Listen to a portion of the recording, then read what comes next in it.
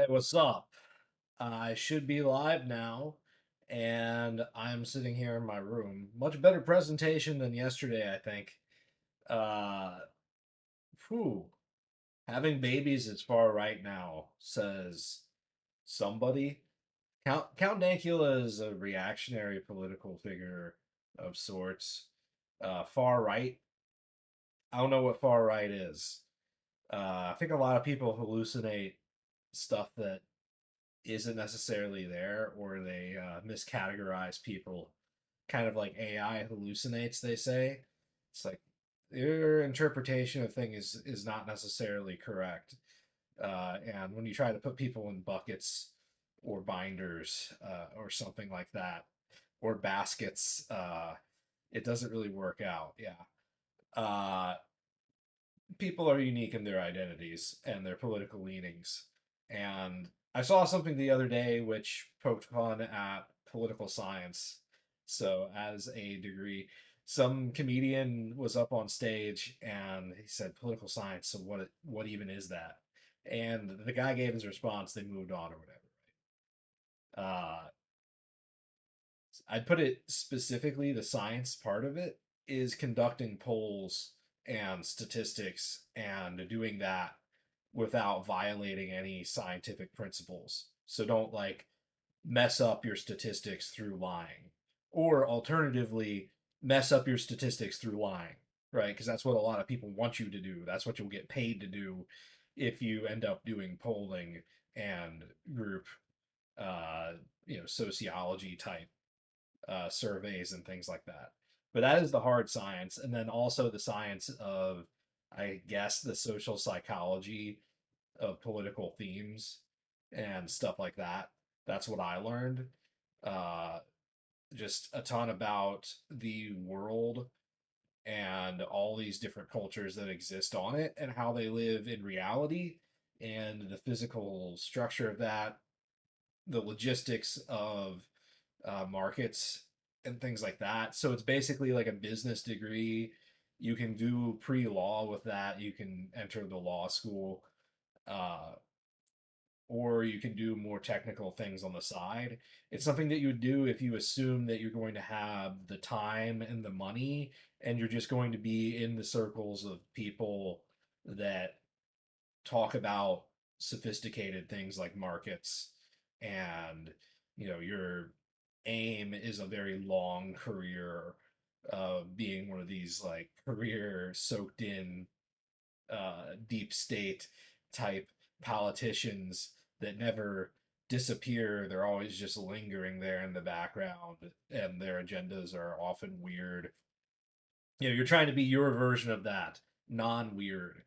So for me, like essential Americana, farming, for sure, farming, or some adaptation of farming, like homesteads. You can do things at scale, uh, and have the sort of essential experience of being on a farm without necessarily all of the arduous labor of running a commercial farm, right? You want to maybe take care of a few cows and have some horses and things like that. You don't necessarily want to tend after thousands of acres of uh, vital agricultural yield at all points. You want to have a greenhouse and grow, quite a large amount for an individual or a group of people, right? Not necessarily like look after the breadbasket of the United States. At least me. And I think there's something to having that space outside. There's also something to living in a city. So if you do live in a city, there are more opportunities. People pay more coming into the office daily. You do get connections, which cannot be understated in life.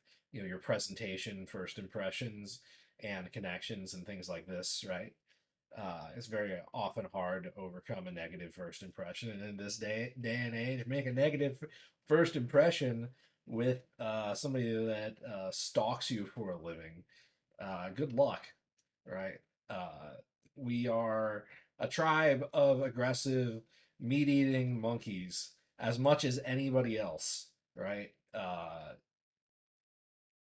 as much as anybody else, everybody is. It's the state of being human, where the evolution, the thinking evolution of these other hominids as well, right? Some would say, or distant cousins or something. I don't know. Uh, I guess that's the end of that line of speaking. So in that frame of thinking, having babies is far right. I mean, I don't know. Are you concerned about this far right group of people that are out there? I guess they do exist. Uh, um, it does kind of bother me too, I suppose, how identity politics.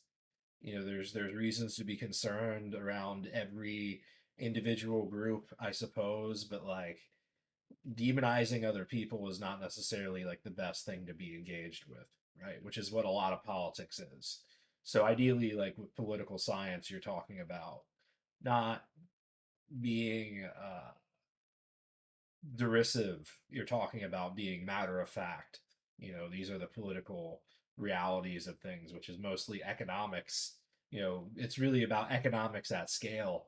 Political science kind of starts where everything else fails, whenever the markets aren't going right and people are like combative.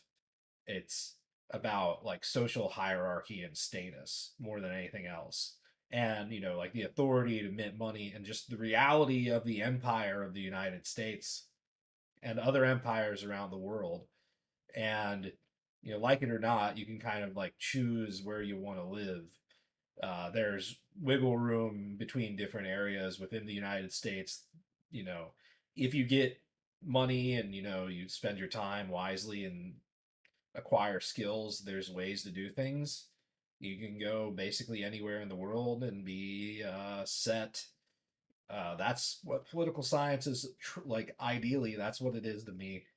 Um, this stuff right here, having kids, like, how's that even become a conversation? I think that's kind of ridiculous, right? Like, people are very aggressive when it comes to money, and some people have this framework of colonizer and colonized, and then there's me, and I come from a background of people who didn't really have to fight for their land. They just kind of showed up in the United States at the right time, and they did not settle in a slave state, and they were not like owners of slaves. So, like, my background is more of like a traditional, like, farming, like Quaker, like the family does the farm work kind of stuff, right? So, uh, I didn't grow up on a farm, and I definitely feel that absence. There's like an absence there for sure. Uh, I could have lived a much fuller life to this point. For my generation, it's all internet because uh, you know, reading is what it was previously. It would be awful to be out on a farm stuck with just like books in like 1960s. Like, imagine being on a farm in the 1960s with nothing but books. It's like you can play chess. It's like 1970. In a way, it's all right. You can like watch TV, but TV's really boring. You can listen to music. Music's pretty good. Music's pretty good. Uh, but yeah, being out on a farm these days, if you get really good internet, whew, where else would you rather be? Just being honest. Well, maybe in a city because you're more connected to people and there's more of this. You don't want the daily chores of being like around a homestead. Where would you begin and stop on your want list here? And then who really gets to do what they want, right? A lot of people are just doing what they can, not what they want. And that's not the way things should be. Ideally, politics is the art of enabling negotiations for citizens and just random people. It's diplomacy as a skill, right? So ideally, politicians and governments are using these technologies and AI and all this other stuff to be creating pro-social human development. But Then there's a lot of people who are really given to like manipulative, uh, derisive things. They choose a different, completely outlook on life, right? The yin and the yang. There's a certain Taoist uh, principle that can't be escaped in life itself, and especially in the political sphere.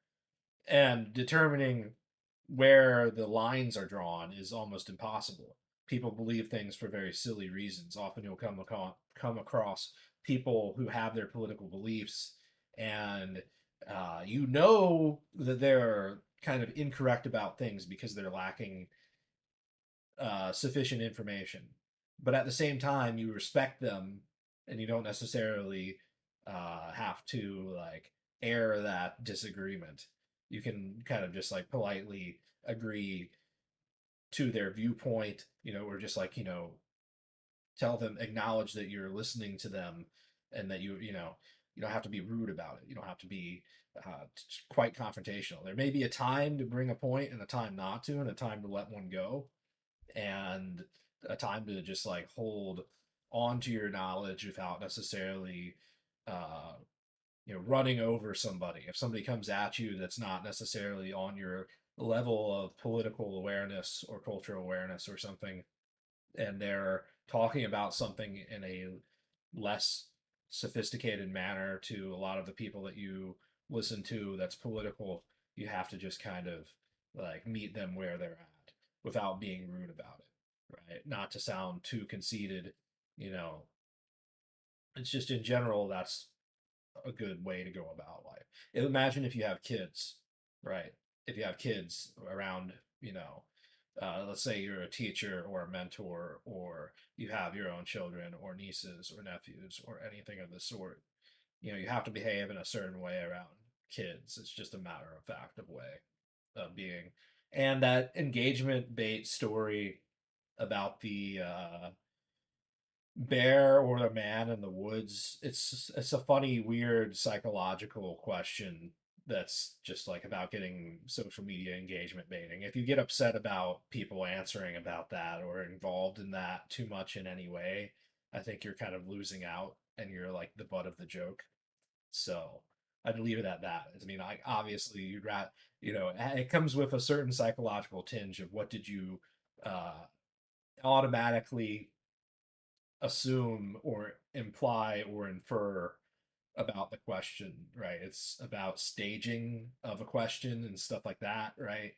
And who you're asking. And, uh, you know, obviously you have to be aware of the fact that they're recording it, so they're looking for a reaction, so they're being weird. Anyways, uh, yeah. What type of person is the biggest factor? Uh, and this quest to like categorize people uh is uh you know where does it start and stop, where does it begin and end? um because a lot of times people are just completely wrong. Maybe you're just like situations are not correct, so things are something about the feng shui is off, right? So anyways, yeah, I think that having kids is good, but it requires quite a lot of money to do correctly, and you should plan things out, and you should not bring a child into the world that you don't have like a good plan for, and that you're not like socially open to taking the time for, like you know what you're doing, right? That's how it's supposed to be. uh Ideally you have a work structure for the kid, is how I view it. So you give the kid realistic, like real world, physical, outside work on a homestead. That's a good thing. That's a good option. There are other ways to go about it, like if you're living in some place and you're not taking that lifestyle. But I think that you can ask very little in a fair manner to a kid and see if they engage with it. If they don't, you don't have to necessarily like press them. Nothing like child labor, but just involvement and having the backdrop to be able to do stuff. I don't know. it'd be really cool to grow up on a farm and be able to just play around all the time because you have a lot of activities that you can do and a lot of space. And the obligations don't come as such of a everything comes second nature, ideally, right? I grew up. I watched Shaytards whenever they were like relevant vloggers back on the days of Maker Productions or Maker Studio or whatever it was, uh, and Maker Studio, I think it is. They got a lot. Is one of the first creator groups. They got a lot of people that you wouldn't even necessarily expect. Like Philip DeFranco was in it, right? So that was when people started making money off YouTube for real for the first time, and uh, it did kind of fall apart. But like Shay Carl is a cool dude. Ultimately, I mean, you can say what you will. I don't know everything about him, but his basic presentation is just a family man who just like hangs around. He lives. He has that really nice place out in Idaho. There, a lot of times they would snowboard. Snowboarding sounds kind of cool. Not necessarily a snow person, but more about warm weather than cold weather. But it could be cool to travel to. Uh, yeah. Um, I don't think there's anything wrong with all of that. It's kind of weird if you're anti-natalist. That's kind of strange. We're politicizing children. We're politicizing life itself. The air you breathe, it's like the conversation. Quit breathing my air, You're offending me with your presence kind of stuff. Um, People, how smug can you be? You know, uh, Here's another explosive story here. Reforming Intelligence and Securing America Act. At face value, Uh, buy. Georgia O'Keeffe, I mean James O'Keefe, he had some story the other day that was circulating, right? That they had some undercover woman go speak to some subcontractor allegedly for like the CIA, and then the CIA issued a statement on it, and he alleged that they were spying on Trump and withholding information from him throughout the presidency, which has been alleged a lot. And this guy is like, what they do is they get him to go to like dinner meetings, right? So you're sitting down, you're having a meal, you're having a conversation, and then you start asking questions like you're interested in what they have to say about, how they, where they worked, just like, a casual conversation over there. And then you're recording them and you're trying to get them to say more and more things which they probably should not say that are specific to their work, right? Uh, and it a lot of times what they're getting is like not necessarily high quality material. Um, but that doesn't stop them nonetheless from getting on and acting like it is. They definitely play it up, and uh, that's all I really have to say about it. Yeah, of course they were probably withholding information from Trump. I mean, a lot everything operates on like a need to know basis is how you like hear them say it. So, I would just guess that they would not probably tell Trump everything. That would be pretty disastrous. That's probably wise. But like the degree to which we have this apparatus which exists and like where we separate the powers, like I don't know, there's a certain element of like lying to the president. Like, should we have this monarchical figure? Like, do we not just create them in another agency by like denying the one that's like elected? What is the election process? Is any of that even remotely like real? I mean, the guy lit himself on fire claiming that Trump and Biden are like despots and they're going to like create a fascist coup. I don't know what to say about that. That's absurd.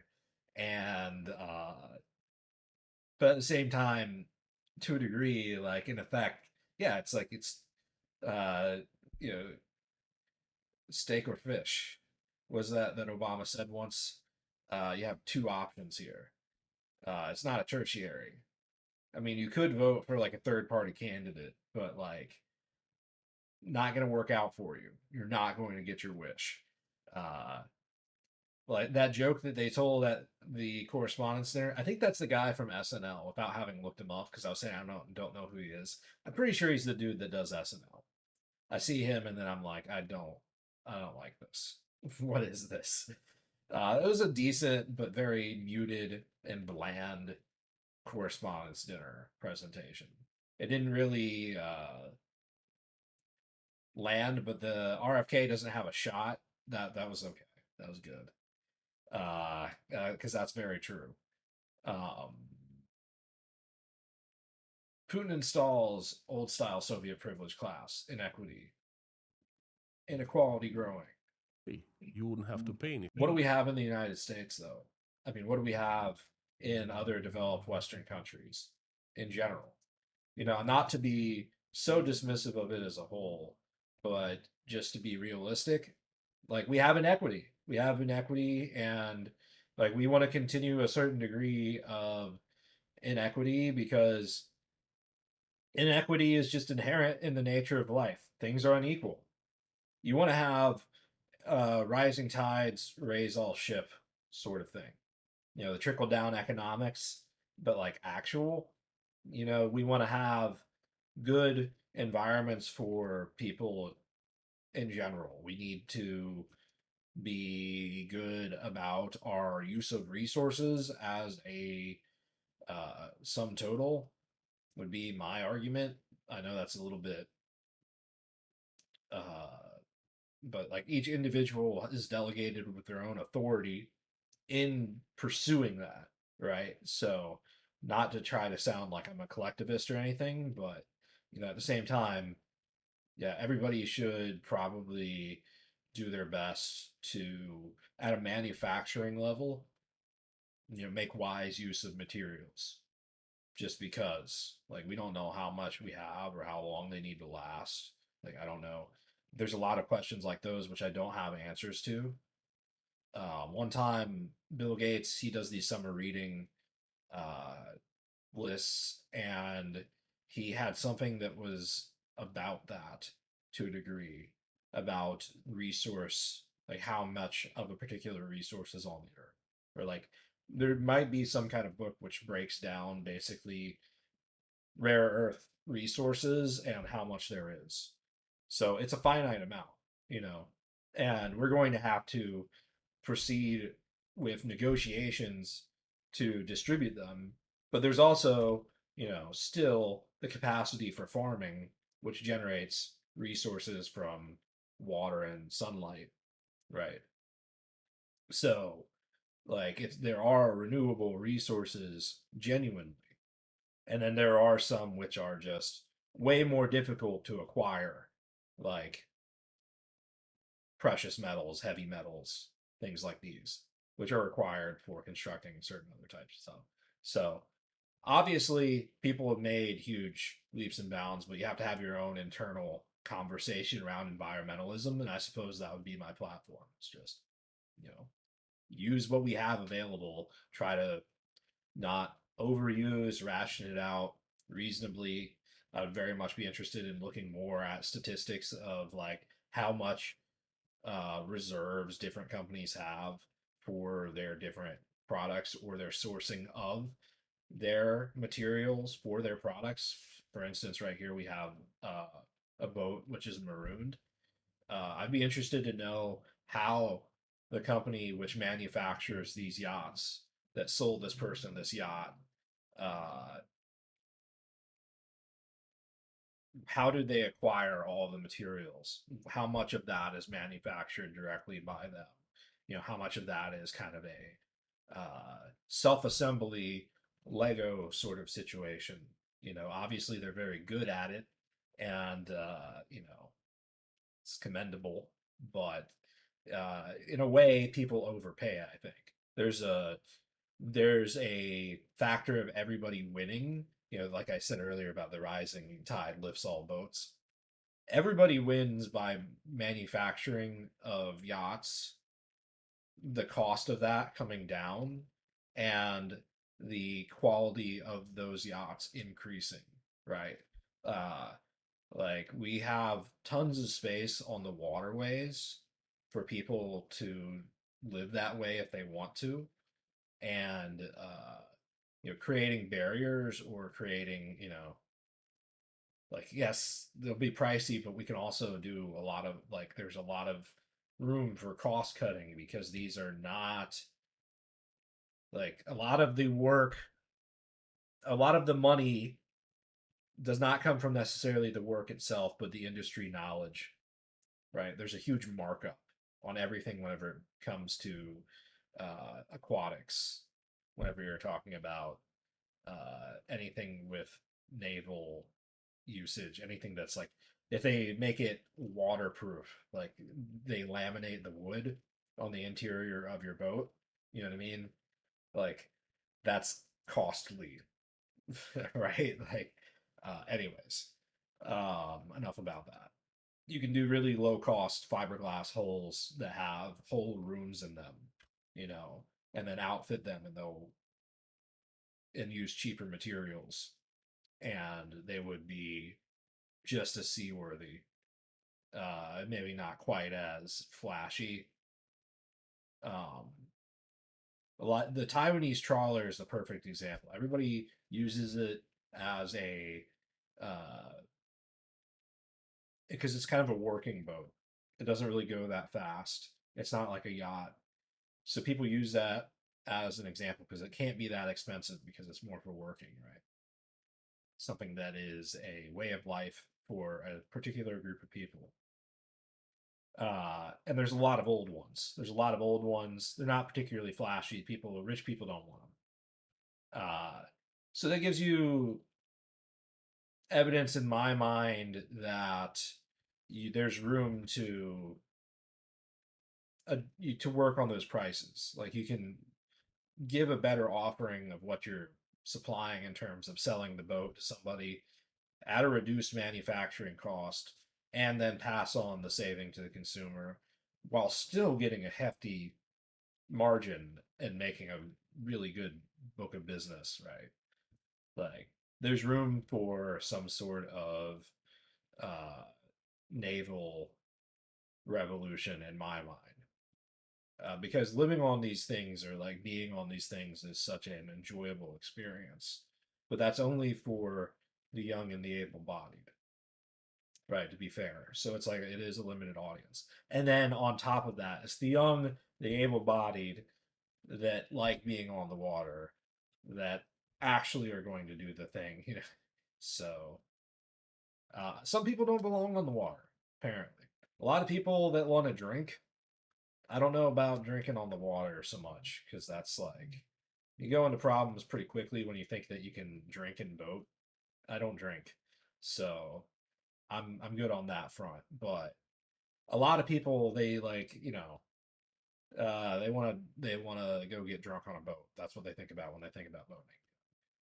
For me, it's about long distance trips, which are expensive, like up and down the coastline and seeing all these different areas, getting off, walking around a bit, going and seeing different places, maybe get some sort of transport inland, go back to the boat, or bring some sort of mode of transport with you. Then just continue on. And I prefer that to flying, to be honest with you. I'd rather boat than fly. I'd rather stay coastal. And it's just like if they don't come to the coast, like who cares? Like go around to like Texas and like all the way up to like Canada, and it's just like otherwise, like who cares? Like I can see that mode of thinking. You could do that for like 2 3 years. That'd be like a reasonable thing to do. Like somewhere in my 30s, like spend 2 3 years on a boat, like trolling the East Coast. I could do that. That'd be fun. I don't know that I'm going to do that. I could also see myself do that at an older age. I do sort of want to travel to. I want to make a huge, crazy trip around the world. But I don't know that I'll ever do that because resources and just political tensions, right? Frankly, because who wants to be overtaken by a hostile territory? Even the legitimate people, you have to have a good uh, relationship with everybody wherever you're going. You have to have some sort of in. You can't just show up at some of these places. Like, for instance, I would go maybe through the Panama Canal. That's relatively tame. If you went through the Panama Canal, you would end up on the west coast of the United States. You just go up that way, the other side of Mexico. That could be a incredible journey. Um, Going down to like South America, just like around Brazil and all that, like all the way around to like Argentina, like the whole coastline, like that would just be fantastic. I'd love to treat everything kind of like a video game where I'm just like circumnavigating the globe in a boat. You could also go all the way up the East Coast into Canada and cross over to the UK. Alternatively, like I was saying earlier, you'd go up the West Coast through the Panama Canal up the West Coast. Um, you could cross over the Bering Strait to Alaska and Russia, right? And then from Russia, you could end up sailing down to China, Korea, and Japan. And personally, I prefer a political world, a political universe where Japan, Korea, and China, first of all, use those terms. And then, like, second of all, they don't really have any particular animosity or competitive, uh, it's just, it's unproductive. It's useless, right? Like, all three of them, succeed in their own merits individually, without any real true hostilities about it. You know what I mean? Like competitive spirit, I suppose, but like I don't know, it gets to be too much, right? Like the whole North Korean situation is so unfortunate. That's one of the biggest reasons. Like North Korea and China are the sensitivities that make taking that route, as well as Russia. Russia, like what the hell? I used to want to go to Russia and take a trip to Russia and like learn Cyrillic and all that other stuff. And I was really hopeful that they were just kind of gonna like move past that. We're talking like 2014, 2013, right before all of this Crimea and whatever else. I'm like, okay, Georgia was like the last. I saw that happen during the 2008 Olympics. I was playing WoW back then. It was like TBC era. Anybody remember the Spirit of Competition Olympic tabard? Yes. Uh, I had one, and I had a druid, and I was running that druid as a tank through Karazhan at the time of the Olympics. I remember watching the opening ceremony, um, and I heard that Brazil was getting the next one, and I thought it would be really cool to like boat to Brazil. At that point, I was boating, but then I didn't end up doing that, of course, because that'd be like way too much. Can you imagine like boating to the boating to Rio for the Olympic Games? I don't think so. Uh, and it's strange how 2008 to 2012 is such a short distance in that, and that's like that closes the whole gap. Um, so yeah, awesome. Boating. How cool would it be? Imagine, you start out on the East Coast of the United States and you wind up in Japan, and like the whole time, like, the- you know, the waters of Mexico and like getting around Panama. Once you get back to the United States on the West Coast, you feel pretty like safe again. But you do that whole like dip across into other territory. It shouldn't be that big a deal. It's pretty safe waters. People pay attention to those. They're international waters. So, yeah, a lot of people do that all the time. Nowadays, with Starlink, it's really good out there, right? Like you get incredible internet. We're talking like you can play a live service game with the ping and the speed that you get. Like you're fine. You're good. You can just get out there and play whatever you want to while you're traveling along the coastline. Um, yeah. So that's what I want to do, but it's very expensive. Homesteading plus boating makes perfect sense with my background. I used to boat as a kid quite regularly, like every weekend, every Sunday for, you know, years at least, like 5 years. I don't know. I have not really thought about exactly how many years we kept that schedule. Uh, but it was very consistent for many years.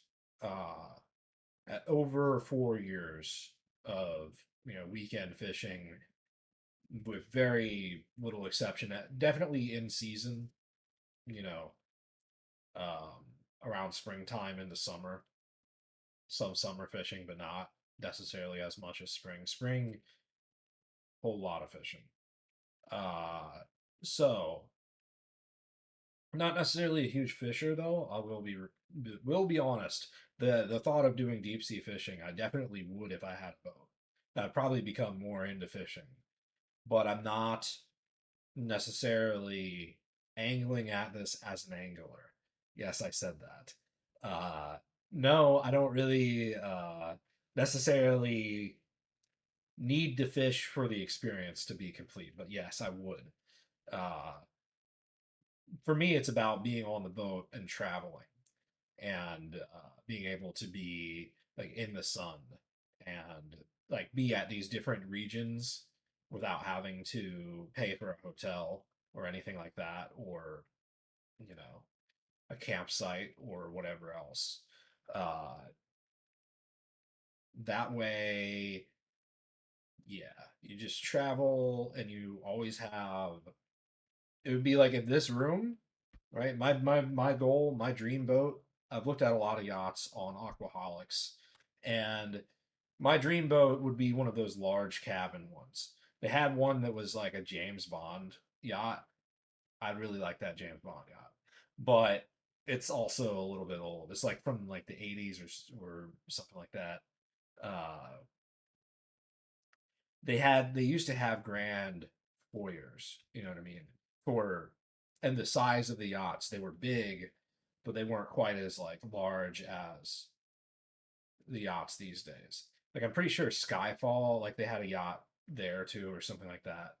Um, but the stylings have changed. They do like the Bezos style, like large super yacht, like a mini cruise ship. I think that's how you should classify these things. There's a yacht which kind of stop at like 100 foot, right? And then there's like mini cruise ships, and a mini cruise ship could be like 100 foot as well, right? It all kind of depends. It's like how many like layers, like how many rooms do you have? How many guests can you accommodate? What is the style and manner of your accommodations for those guests? Like how much does it cost to like build and to pilot? How many crew do you have? Do you have any crew? Do you run it yourself? All these kind of questions. There needs to be another category because like just super yacht and mega ultra yacht, ultimate yacht. uh yeah. uh there are a lot of Also pitfalls, transpired that the NACOA but I think that if you know how to do it, you can minimize those. This guy thought that he could just like get off at any random location. Lulu Bay Marine Life Conservation But if you really are good at charting, I'm sure there's, if you get really good chart sources and stuff, there will be notes. There will be some source of notes. Somebody will have like already taken a note of like every span of coast from the perspective of somebody boating. District. I've heard about this story as well. I'm pretty sure because I've seen this footage. Yeah, it was pretty negligent. And the news here is that they imposed the maximum fine. And I say, all right. I don't necessarily say like good or bad. I don't know how much that is, or how much that person makes. It could be excessive. It could be insufficient. I don't really know. That fine, as we said, from 117,500 to the new maximum amount of 1.8. And I don't really know the circumstances under which they became marooned, or whether or not like fuel leaked into the water from them being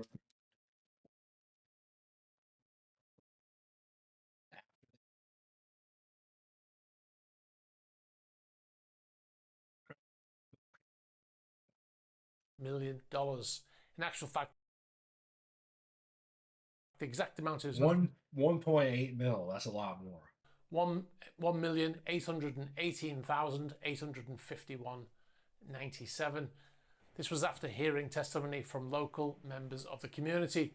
Now, according to the reporting by the Star Advertiser, a local newspaper in Maui, John Carty of the Save Honolulu Coalition asked the BLNR to send a powerful message to boat owners to honour the community's pain and suffering. He said, "It's been a hellish year for our community. We've endured too much. It's unthinkable, and a slap on the wrist today for the boat owners would be a slap in our face when we've gone through so much. This desecration and damage to one of our most sacred places." Now, the fines are to be levied against Jim Jones of Noelani Yacht Charters LLC, Kevin Albert, and the yacht was sold to Jim Jones through a 15-year loan. This was to enable Mr. Jones, who ran the Noelani Yacht Charters, to charter that yacht. However, it also transpired that the Nakoa, the yacht that ran aground, did not have a charter license, or he did not have a license to charter that vessel. He used a workaround called a bareboat charter, meaning he chartered the boat out to people without providing any crew, instead suggesting when they chartered the boat that the clients hire the crew that he'd vetted ahead of time. In July of 2023, the Alberts and their trust reached a tentative agreement. I take that stuff super seriously. Anchoring, it would be kind of difficult to ever really get comfortable anchoring without having to like get up and check constantly. You know what I mean? I'd be I'd probably sleep in like 3 hour segments and like get up and like check to make sure I'm not drifting or the anchor hasn't like come out. You know what I mean? Try to get some sort of image recognition on a camera that faces off the boat. Maybe get like a 360 camera mounted. Like if you see my cursor here, like up here, I'm circling. They have these, which are like satellites often. You just mount one right here, a 360 camera, and then if it sees anything out on the horizon, it'll just wake you up and be like, "We just saw something of substantial enough size, like a pass-by boat."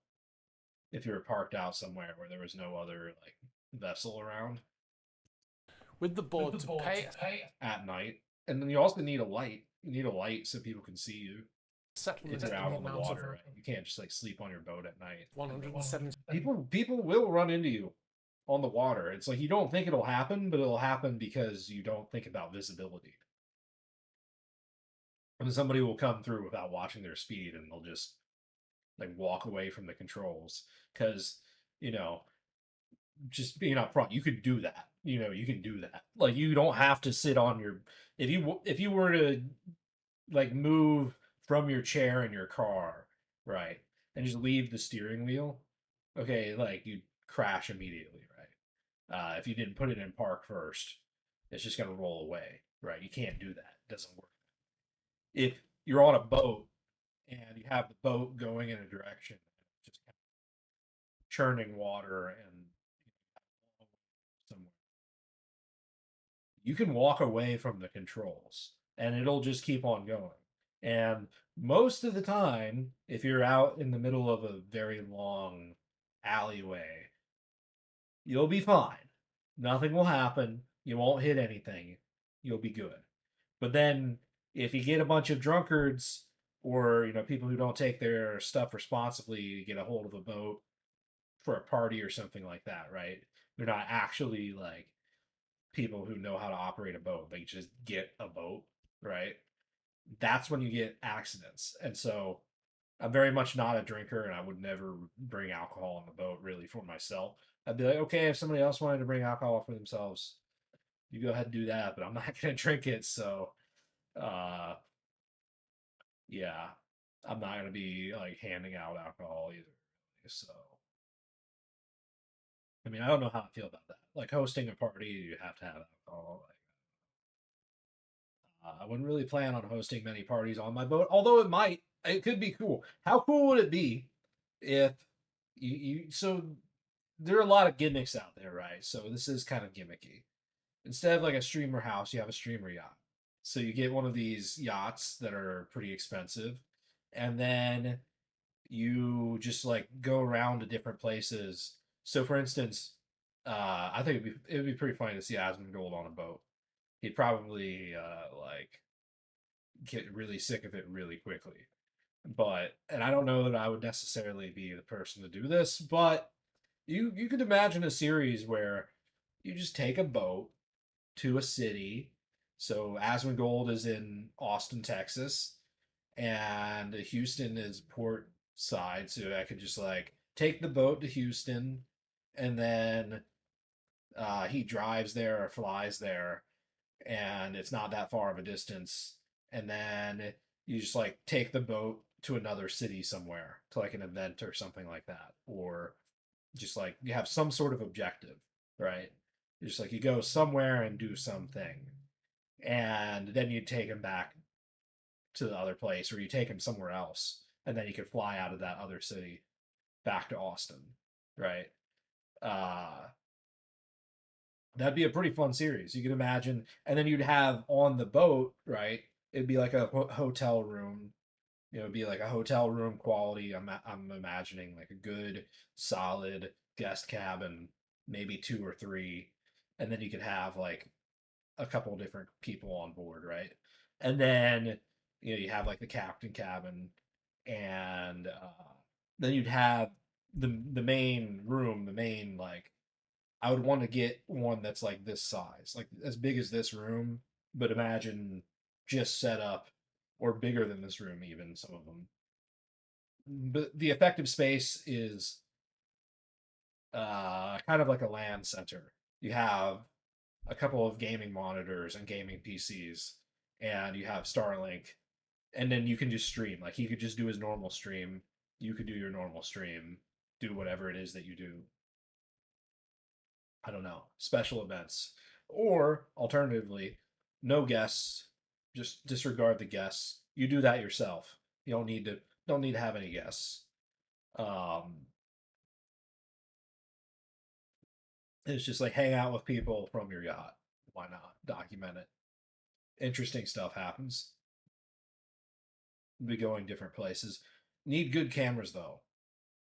This webcam, this Logitech Brio, don't like it. I need something better than that for sure.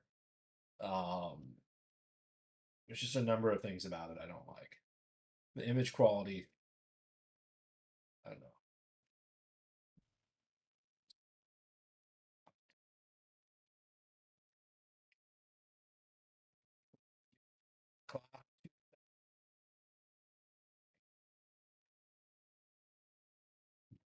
Quite.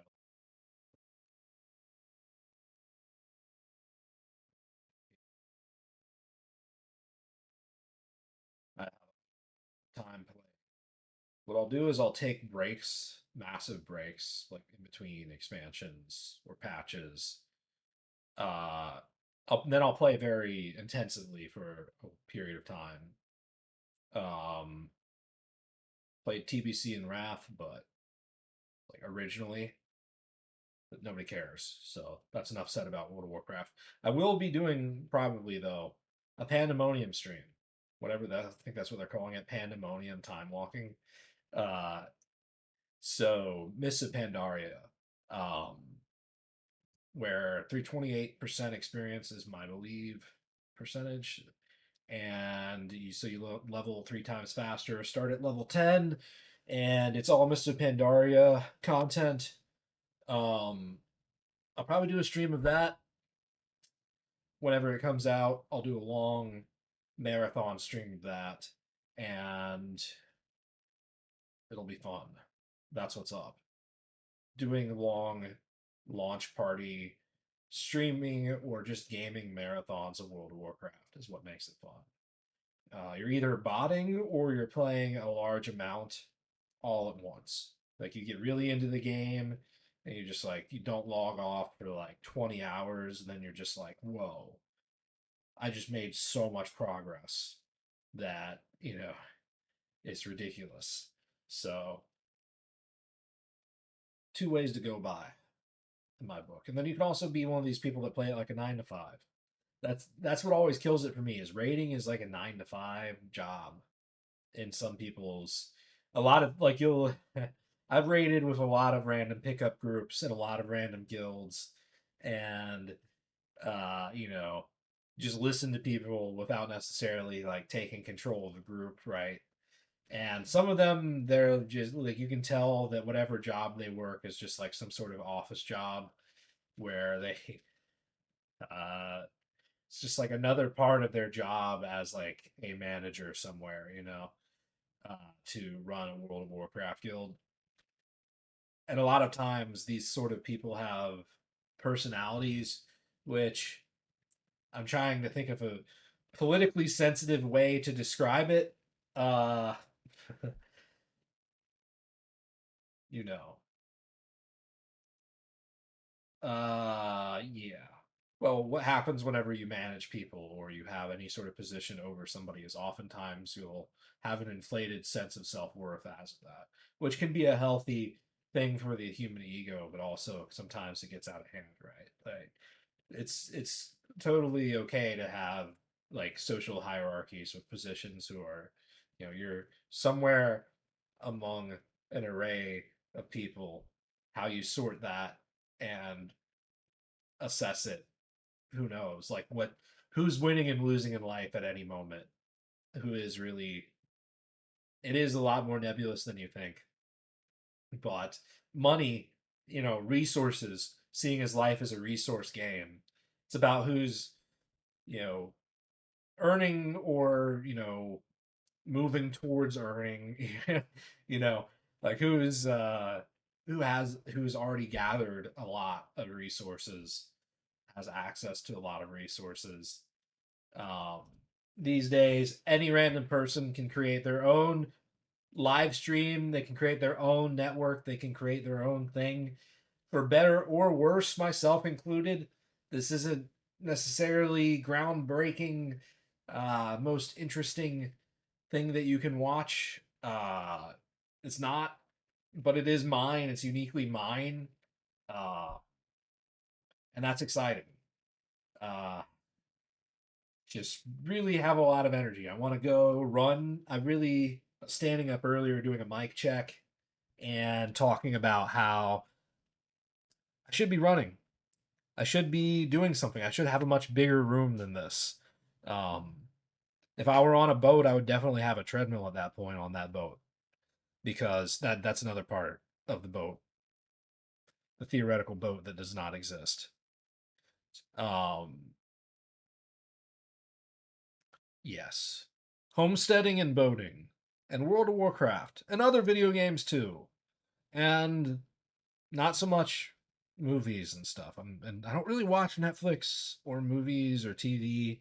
I used to a long time ago. Watched a lot of Blockbuster back in the day, and started watching Netflix whenever it was like they kind of Netflix started as like a competitor to Blockbuster whenever Blockbuster was doing DVDs by mail, or Blockbuster competed with Netflix by doing like mail stuff for a while. So I was doing both of those at the same time. It kind of evolved like side by side. And yeah, and I streamed it really early too. But then I quit using Netflix for the most part. don't watch any other streaming services. I find it curious how sitcoms retain relevancy and continue to grow viewership. Like people apparently are still all about The Office. But I'm like, didn't The Office stop airing? And didn't uh like The Office stopped airing? Like why are people watching The Office? I guess I can understand that to a degree, but nah, not really. Like people watch Friends. Didn't Friends got really popular in China for a bit? For whatever reason, they were talking about that, like Lao Y86 and whoever else, I'm pretty sure. And they censored an episode of Friends. And they weren't necessarily thrilled about Friends being popularized in Chinese. And I never really understood that show for the most part. I guess I do get it. Like, uh, but no, I don't. I was around people that watched it occasionally, but it wasn't like me. It wasn't not my generation. Um, I don't get it. It's not about me. I like Malcolm in the Middle.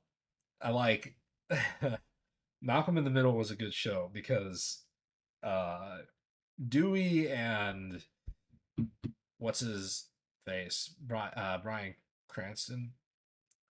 Um, yeah, they did a good job in that show. Everything about it had its moments. What's the other dude's name?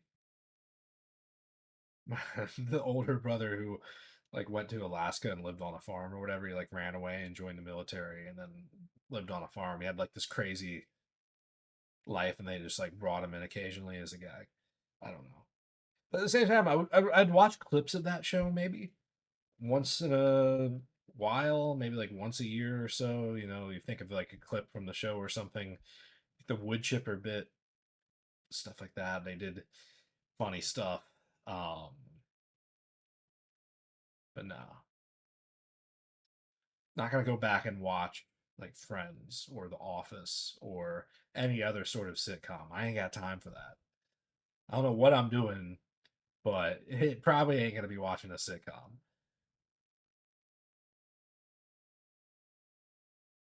Just realistically speaking. Or to spy on American citizens. This is troubling. Joe Biden signed. Yeah. And especially with how it is these days. If you spy on everything somebody's doing online, you're more or less paying attention to everything they're doing. I mean, it's what you do when you're at work. It's what you do whenever you're off of work. It's what you do whenever you're with your family. It's what you do when you're not with your family. It's what you do whenever you're alive. You wake up and you breathe, and then you're on the internet. So, uh, yeah, I don't know. Reauthorizing contentious FISA surveillance program. Well, we need to be able to freely communicate outwardly. That's what they really need to do is pass like town square laws about digital social media communications. Like a lot of people, I don't know. Like I'm not marketing myself at all. I'm like not really trying to market myself. And if you don't try to market yourself, nobody's going to watch you. Nobody's going to pay attention, right? You have to like truly like get out there and be like, "Hey, come watch my video." Got to like make posts. You got to like go find a group of people and make it relevant. But at the same time, I'm creating a catalog and I can point to it and be like, "Hey, just go watch this backlog. This is me." Um, I'll be doing live streams. I'll be doing stuff in the future. I'll be making money somehow or another. I've been applying to jobs, and I'm getting some rejections and stuff, which is understandable because like they probably ask for more experience than I put on there, right? It's not necessarily like a perfect job fit, um, but at the same time, you know, uh, there might be other jobs internal to these organizations which I could work at, where if I applied to those jobs specifically, maybe I would get an interview. Also, maybe not, you know. And I think there should be some sort of fairness about that. There should be some sort of laws, maybe, that if you post a job, if you have a job listing, you're like required to abide by certain rules. And then also, if you're applying to job listings, like you're required to abide by certain rules because, like, it's absolute chaos out there, right? And one of these, I really think that companies should interview applicants without any sort of consideration for a particular role, and then they should try to place them in a role. I think that that is a way of doing things which could lead to better results in certain industries, in certain areas for certain types of people. Uh, but at the same time, a lot of these people, they create these job listings just so that they can say that there's this many job listings open, right? But then they don't actually intend on filling them. Like there will never be, you know, like 75% of those jobs will never actually have somebody fill the position, right? They're just there to make it seem like they're always hiring because they're such a successful company. But it really means if they get the very exact, if they get like a very particular type of person, then they'll hire them, then they'll consider them. But yeah, I think interviews and HR and stuff like that, obviously it's contentious and there are aspects of the process which can be improved. Um, just look at Joshua Fluke and all these other channels out there flogging their solutions for applications and interviews and resumes and career advice and yada yada yada. And it's just kind of sickening. I want a very straightforward life. I wake up, you know, I tend to my animals, which I don't have. I tend to my crops, which I don't have. you know, I do meetings with people who are like doing various things around the world. We're making stuff happening. We're having an impact. We're working with lots of people. I have room in my mind and in my attention, in my attention in my heart and in my mind for a lot of people. I can watch and listen to and maintain like a relationship with a ton of different people, like in an organization, in a company, whatever it is, right? Uh, Really, it's great to be me. I'm young. Uh, I am in shape, so like athletic enough. I can go do soccer drills. I'm gonna go do those in a bit. I might have like used up all my time in the house. I'm probably not gonna be able to push 70 on all these characters before I leave. So, uh, but I didn't really plan to. So yeah, it's great to be me. It's great because I have a lot of earning potential. You hear people talk about 10x, 10x, the 10x growth conference. Well, at a certain point, you hit a ceiling of like practicality, right? Like, you can, 10x in certain, like, it's a frustrated conversation, right? But whenever you're starting off, right? That's whenever you can see transformative and radical growth where it's effectively like a 10x. A lot of people stall out, right? It's more than a 10x. Like going from like zero to 100 is a 100x, right? It's like an infinity x. Like you're going infinity faster than from zero because zero is nothing. You understand what I'm saying? Like the difference between uh yeah. Anyways, so yeah, you just take off like a rocket ship. We make a ton of money really quick, and we have that homestead going, and we'll have positive pro-social relationships going with a lot of different people. Just industry, like you got a business, you doing this thing, whatever it is. I'm down to talk shop. on like any kind of industry or business. Get to a point where I have enough money to like buy things. You can meet a lot of interesting people through paying them for their work. There are a lot of really interesting working type people out there that I don't even know what I'm trying to say here. Imagine you have, if I had a horse, for instance, I'd probably have a large animal veterinarian that I knew that I would be in contact with. That's an example.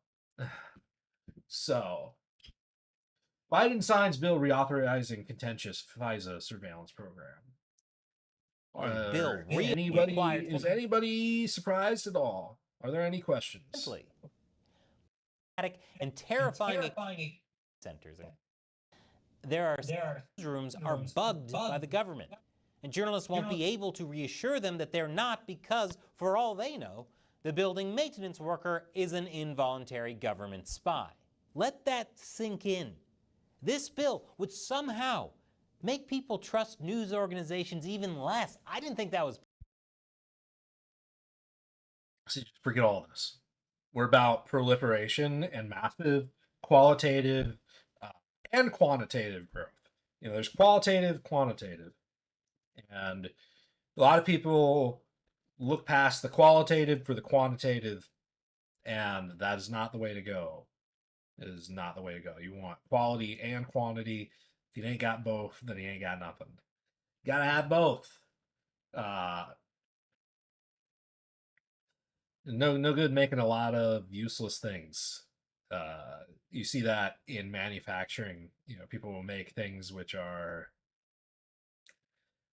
of lower quality sometimes, and then they make more units.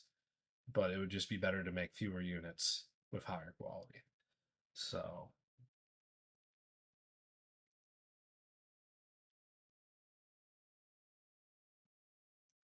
all right.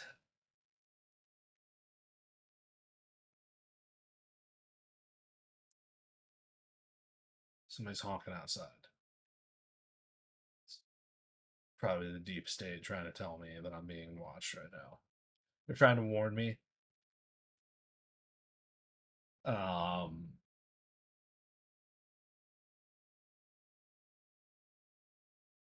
The thing about children and having children, I don't know why this is here, but children are, a lot of people don't.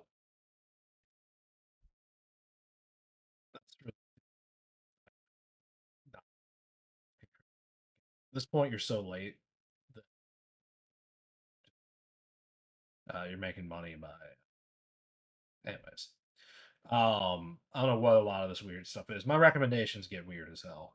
There is no punchline. It's just me.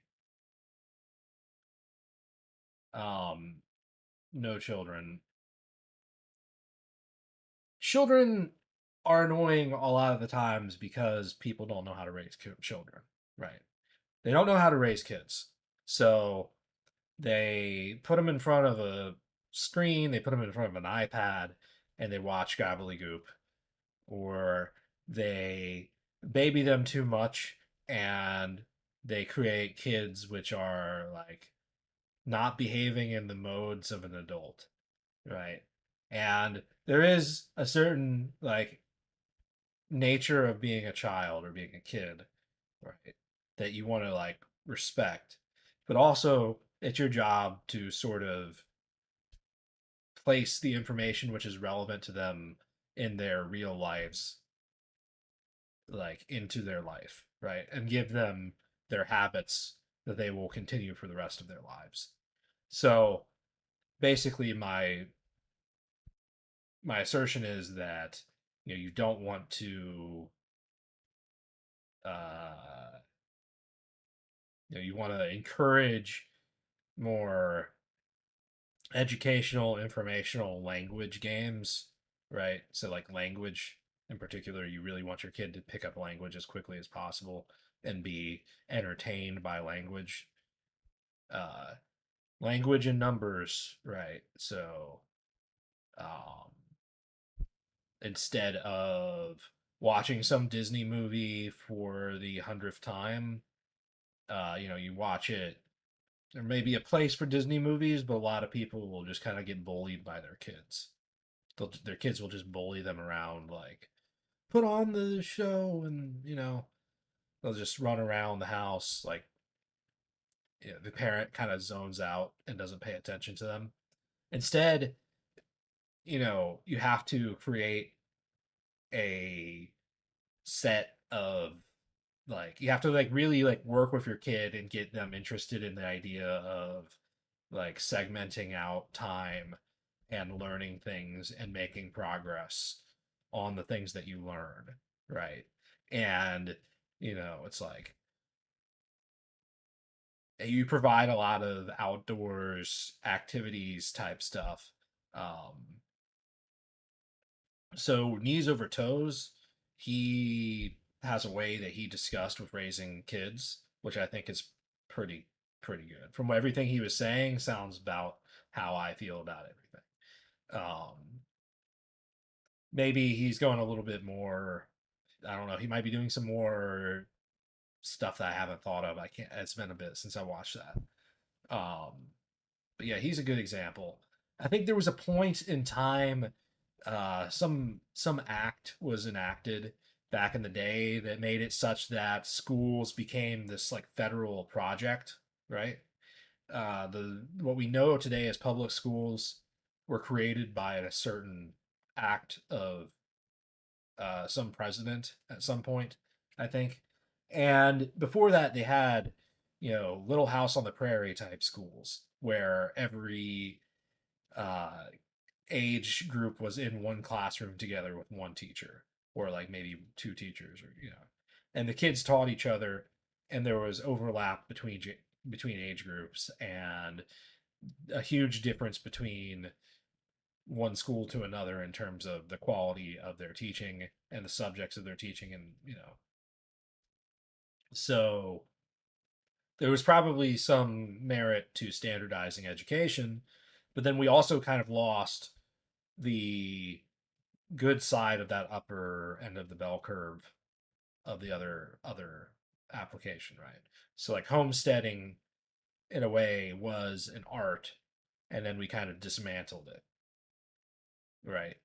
Uh, and some people chose to continue it. And it's really a generational, individual to individual kind of thing. And you can assume that, with kids, you maybe like have kids and you're like try to do your best with the kids, and they like you when they're young or whatever. And then they grow up and they hate you no matter what, right? Like sometimes that just happens. So maybe they'll just hate being on a farm. Like it just skips a generation to generation where some people, whatever you have, you want to do the other, right? Some people are like that. You never know what's gonna happen. um. Anyways,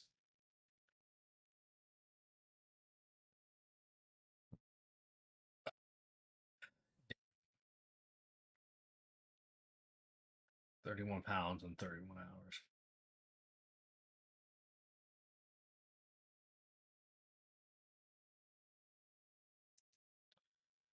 All right. I think we pretty much exhausted this. I was looking at ARM. Let's give ARM some air. This one commemorates Alan Turing, who studied at King's College. And it was here, the Eagle Pub, that Francis Crick burst in one lunchtime to announce that he and James Watson had unravelled the structure of DNA. And Stephen Hawking was a fellow of this college, Gonville and Caius, for more than 50 years. In another link with Stephen Hawking, he unveiled this unique clock, which is only accurate once every 5 minutes. And here at 4A Market Hill is a site we'll come back to later. What was that? It looks like one of those.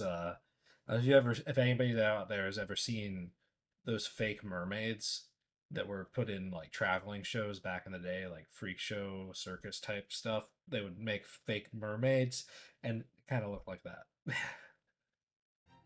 Cambridge has been at the start of so many stories of discovery and invention.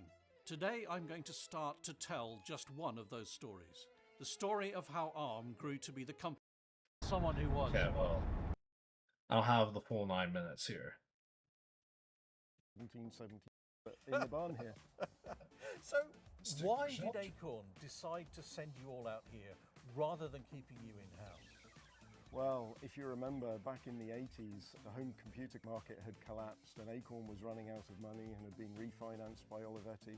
And quite frankly, they just couldn't afford chip development. And what did it feel like to be sort of cast out into the wilderness by Acorn? Well, I must admit, we did feel a little bit unloved at the time. Acorn had tried to sell us several times before, and it wasn't until the joint venture with Apple came along that it was a huge success. Yeah, see, like, I want to get to a position where I'm like financially independent and I have my homestead, and then I can participate in business. And it's just like no biggie. You know what I mean? I'm just set out here with my amount of money. I earn money passively by just kind of like tending to my homestead and doing like social media and just general like be okay with like taking work, but then also working with companies at a larger scale. Like I would be all about delivering a product. I want something to pour my energy into, and I have a lot of energy. We're just sitting here compressed in this place. It's kind of like buying a horse and then living in an apartment and keeping it on your balcony. So you could do that. Like the horse would fit on the balcony. It would fit on the balcony. It would definitely fit there. It's like, why do you have a horse? Like if that's how you're gonna live, why do you have a horse? You know, like you can't keep a horse on a balcony. So I gather that ARM was here for about 4 years. So in that 4-year period, what were the sort of key milestone products that were developed here in the barn? Well, I guess the most significant milestone product would be the ARM 610. That was the chip that we designed to go into Apple's Newton, and the Apple Newton was the whole reason the joint venture was formed. What about significant early licensees? Well, I think the main milestone in terms of licensing was when we... You must really like Texas big Instruments. Newtons. That was a long, hard negotiation during... Unit of measurement. They measure things in cookies. 1993, and really gave us credibility. And after that, I believe the license deal with Samsung only took... Yeah.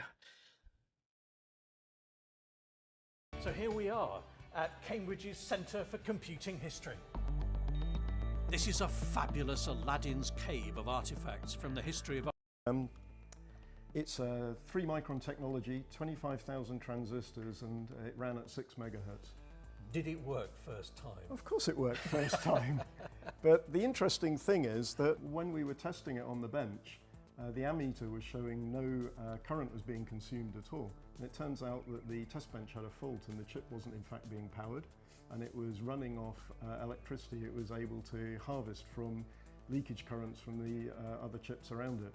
So how do we connect that with the kind of processor you might find in today's mobile phones? A typical processor you'd find in a smartphone today probably runs 500 times the clock frequency, has maybe 400,000 times as many transistors, and implemented in about the same area. But a direct descendant of the one that we're looking at right now. Yes, indeed. So we've come a very, very long way in 30 years. Oh yes, the relentless march of Moore's Law.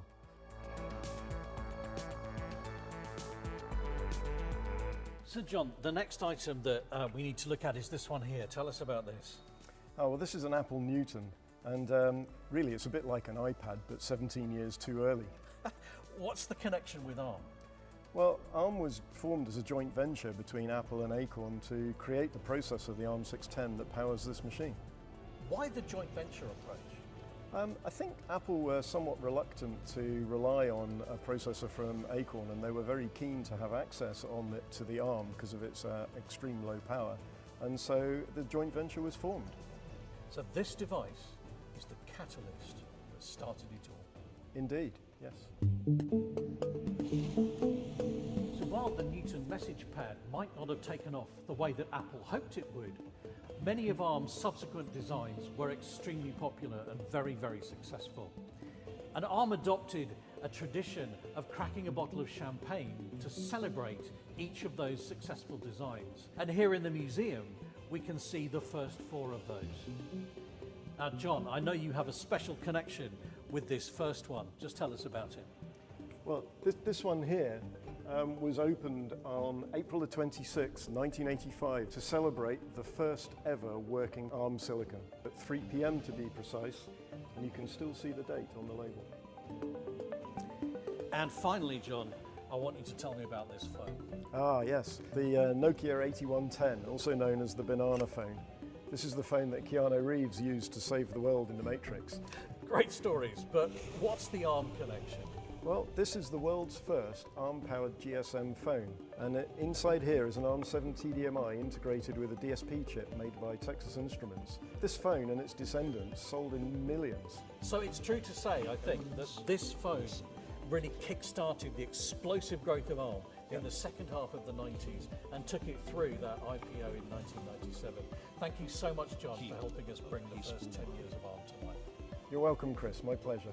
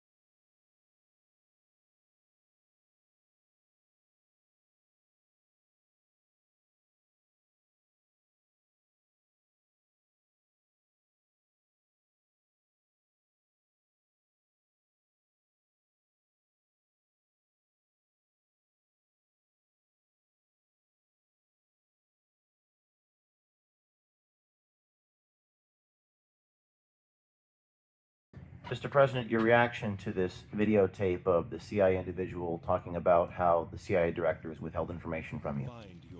Well, it's shocking to see how stupid somebody can be. If this guy's for real, you ought to get rid of him. CIA, Central Intelligence Agency, this is not an intelligent guy. To be openly talking to a woman that walks up and starts asking him questions and talking that way. So he may be bragging or showing off to some young lady. I have no idea the conditions under which he spoke, but I'd get rid of him real fast. If he's for real, get rid of him.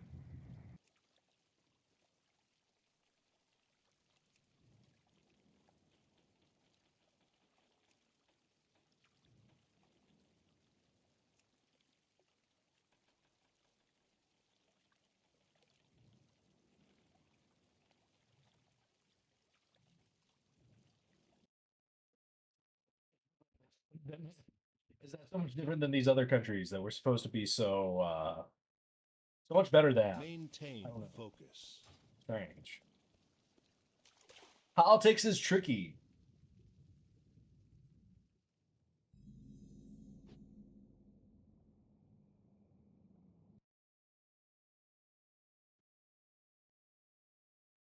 We're in Vashjir. Because why not?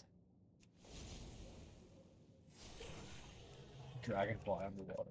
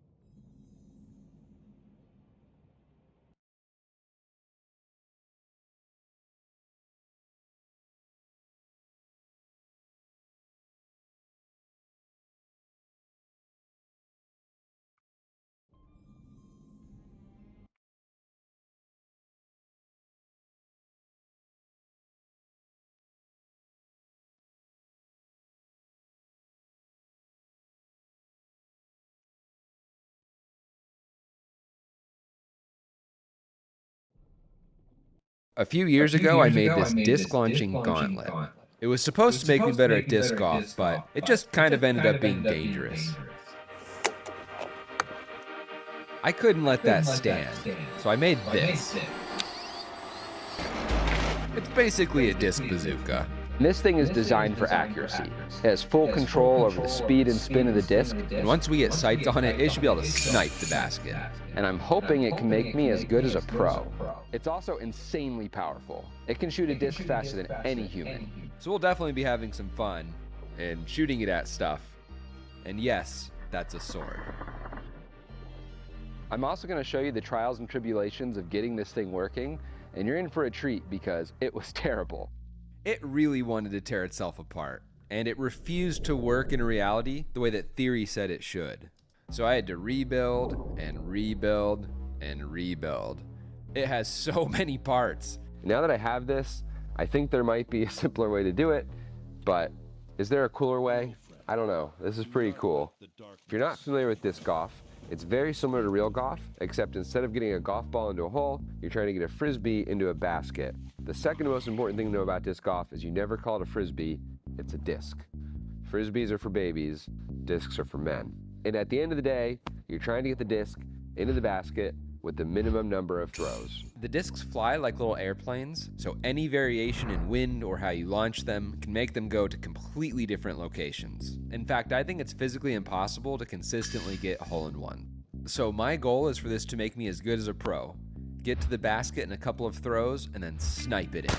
To do this, we need accuracy, which means launching discs with very controlled speed and spin. So with all this in mind, I went back to the drawing board and came up with a completely new design. This is my kid's Hot Wheels set. It's also my general idea. Specifically this little box down here. It has two wheels that rotate in opposite directions, and if we push a car into it, it launches it super fast. This should work with a disc as well. This is a mini little fake disc golf disc. Watch what happens. If we shove it into the wheels. Oh, wow. No way. Oh, so close. What's really cool is you can make it spin by making one of the wheels go faster than the other. But there is a problem. There's a limit to how fast you can make a car or a disc go with this kind of setup. Let me show you what I mean. I've modified the Hot Wheel track to take this die grinder. Before, it was launching cars at maybe 10 miles an hour. On paper, this should give us closer to 40. What do you think is gonna happen? Pretty much the same speed. Here it is in slow motion. Do you see the problem? The launcher wheels are just slipping. The same thing happens when a car does a burnout. It doesn't matter how powerful your engine is, if you ain't got the grip, it's just gonna slip. But imagine if I took 10 of these launchers and put them in a row. The first one would get the car going fast, the second one faster, and on and on and on. It's basically a mechanical railgun. So if we did this and precisely controlled the velocity of all the wheels, we could launch a disc with whatever speed and spin that we want. All right, let's get it made. The hardest part of this project is going to be how do I grip the disc? I want to put a ton of force into it, but it's really hard to do that. So this is the simplest possible arrangement that I could build that will let me try different kinds of wheels gripping the disc. So we're going to just shoot the disc out, see what happens, go from there. So do you think it's gonna work? Here we go.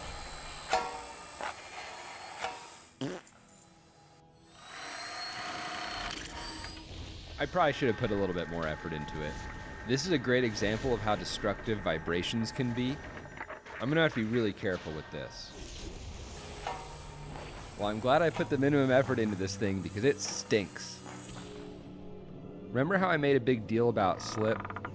Yeah. If you look closely, you'll see the disc bending when it goes between the wheels. This means I can't squeeze the disc any harder because it'll just bend more. Every time I launch a disc, you can just smell burning rubber, burning plastic. So we're slipping. We really need a better way to grip these discs. The direction I was going in is trying to grip the end of the disc with a V, kind of like a V-belt pulley. But thinking it through, it seemed really hard to do practically. But then I was thinking, well, if we put the wheels on top and bottom, that's kind of like a V wheel. With these, I can squeeze pretty much as hard as I want. so I can generate an enormous amount of friction. We'd still put a set on each side of the disc so we can make it spin, but we don't actually need a tire on the bottom. We just need something slippery to squeeze against. Before we can make the whole thing, I need to test it. I need to see how much grip we can get and see if it can actually work. These rollers are the slippery surface we're going to push the disc against. I really like how the wheels are folded on top. They push the disc through, and by driving them different speeds, we can still make it spin. So hopefully this will suck the disc in and spit it out like it tastes terrible. Let's see.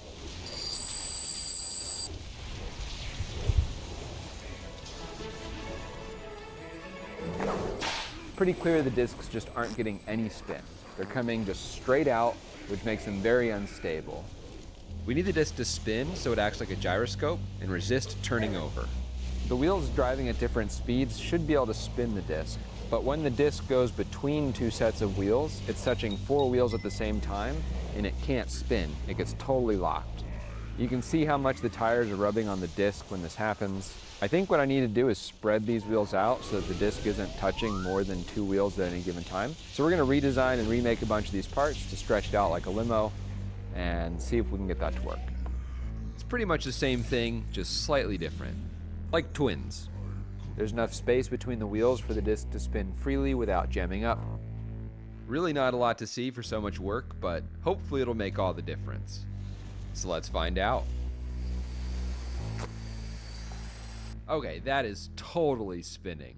It's not perfectly stable, but it's way better, and we should get more spin with more stages. Based on the speeds I'm getting out of the test stand, I think I need 6 stages, but I'm gonna make 8 just to be safe. The wheels are really hard, so I'm gonna get them done first. This was harder to make than I expected. Vibration is a huge problem, so everything had to be machined extremely accurately. And even after all that effort, everything had to be carefully balanced. I spent a lot of time designing them to be easy to assemble because there's so many of them, which really saved my bacon because I ended up rebuilding these things so many times. There's a really important detail that I've been glossing over, which is how much power we need out of the motors. And if you do the math, you actually need basically this motor inside of every single wheel. And this is the motor that I'm using. It is a little bit underpowered. Every motor will have a chunk of steel attached to it that looks like this. It's called a flywheel. This will spin up with the motor and store a ton of energy. Think of a car that's moving fast or a cannonball. Once it's going, to stop it, you have to take all that energy out. The neat thing about a flywheel is it can deliver an enormous amount of energy in a very short amount of time. Kind of like a car hitting a wall. It's pretty amazing, but this little piece of steel can deliver as much power as this motor for a couple milliseconds, but that's all we need. The rest of the machine is really similar to the previous ones. There's just a lot more of everything. I've actually had this idea for 2 years, but I was waiting until I got the water jet because I knew there was going to be a lot of parts like this. Trying to machine all these in another way would be such a nightmare.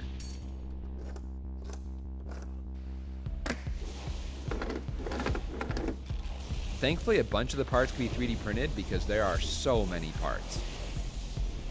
I designed the whole thing to be 3 modular sub-assemblies that combine together like a transformer to make a mighty launcher.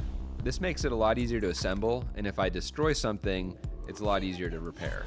Do you remember those 5-foot subs from elementary school they'd bring to parties? That's basically what this is. The biggest change is this thing. I don't love having a long thing hanging off the back of my disc launcher, but I think it's really important. We want the disc to come out very repeatably, which means we need to put the disc in very repeatably. You can imagine if it was angled up or down, it'll bounce through the system and come out differently. This is kind of like a mini launcher that cocks back and it holds the disc, and then when the computer's ready to fire, it'll release it and push it nice and straight with some momentum right into the launcher. The disc is held back with a trigger mechanism, which is really important for releasing the disc when everything is going exactly the right speed and getting consistency. It also has handles for picking it up like this. It's not that heavy. And then electrically, there's just basically 16 of everything, which was painful and expensive. And of course there's knee stop, because if things go wrong, you want to make them stop going wrong fast. Although there is a big problem. If I turn all the motors on at the same time, they're going to be pulling an enormous amount of current trying to spin up their flywheels, and it's going to be like 400 amps. It'll just melt everything, the battery will explode, it'll probably start a really foul-smelling fire. So I have to do a little more complicated thing where I spin them up kind of one at a time, and that should limit the current to something more manageable. And then it also has a computer running Linux with a touch screen, which might seem overkill, but I'm planning to add a lot more smarts into this later. This is gonna give me an interface to make me way more accurate. The last thing we need is some software that'll calculate how these motors all need to spin to make the disc go the way that we want it to. And there's a lot of different strategies to do this. The most obvious way would be to evenly split the acceleration between all the wheels, but this doesn't really work because physics. The amount of energy it takes to make something go from 0 to 30 miles per hour is the same to go from 85 to 90 miles per hour. You might remember the whole 1/2 mv squared thing. This is that, which counterintuitively means I need each stage to speed the disc up less and less. But this should actually evenly spread the load and give me the maximum amount of grip. And that's pretty much it. It's simultaneously not that bad, but also kind of complicated. I think it should work, but there's really only one way to find out. So here we go. Here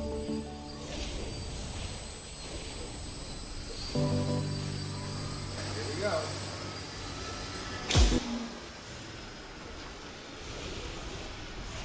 All aboard. Next stop, integration hell.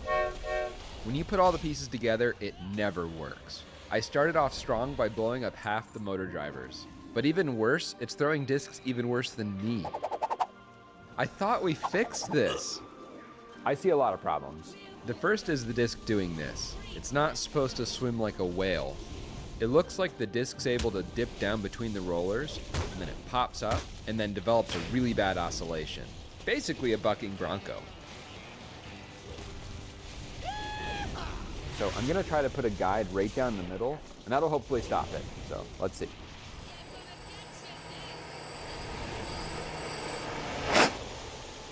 Oh yeah, that was way better. The guide rails totally work, but there's another really big problem that I really don't want to solve. If you look at the disc closely, it's not really spinning. We try to shoot it far, it's just gonna flip over and slam into the ground. Ask me how I know. I think this is because I don't have good control over the speeds that the different motors go. If they're going the wrong speed, the disc is just gonna do random stuff. And this is happening because I'm using cheap motor controllers that have very bad speed control.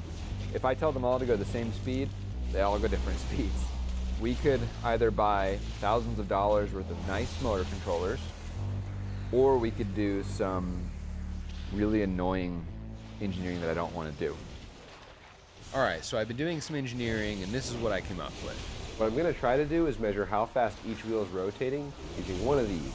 This is called a Hall effect sensor, and it detects a magnetic field. If I have one set up right here, wired to this light, and if I bring a magnet near it, it will detect it and turn this light on.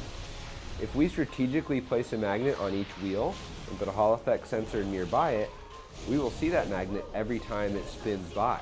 So now if the motor controller is going the wrong speed, we can quantify how wrong it is and compare it to the speed we want it to go and adjust the speed we're telling the motor controller to go until the speed it's actually doing matches what we want. We just have to install and wire in 16 of these because there's 16 of everything. This is getting ridiculous. So the Hall effect sensors work, but it still doesn't work because these motors. So watch what happens when I try to go 1,000 RPM, which is a very important RPM for me to be able to go.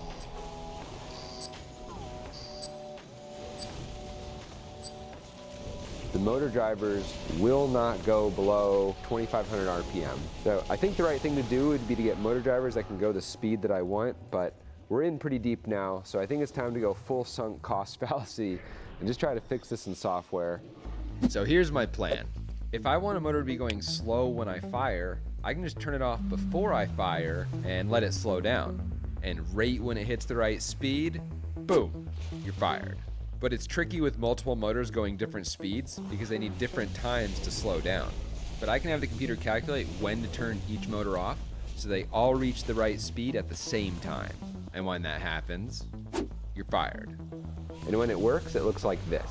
You have all the motors going a precise speed to make the disc do what we want, and it's so cool. My wife is here to see what I've been up to. What do you think? It's been complicated. I thought this was gonna be easy. You always think that. I know, but I really thought it. Like You always think that. it's a bunch of wheels. How hard could it be, you know? There's nothing to it. Turns out there was something to it. You wanna press the buttons? You see what this thing does? No thanks. Are you sure? Yeah. You don't wanna fire it? Nah. How do you not wanna fire it? I want to see what happens. You gotta admit, pretty cool. Yeah, you look totally normal. Take it on over to the old disc golf course. See what happens. You look like a vendor selling wheels instead of hot dogs at a game. Popcorn! Get your popcorn! All right, so you ready to see the future? Here we go. A lot of build-ups. Get ready to take off. That sounded good. Didn't really look good. Hate to tell you. I know.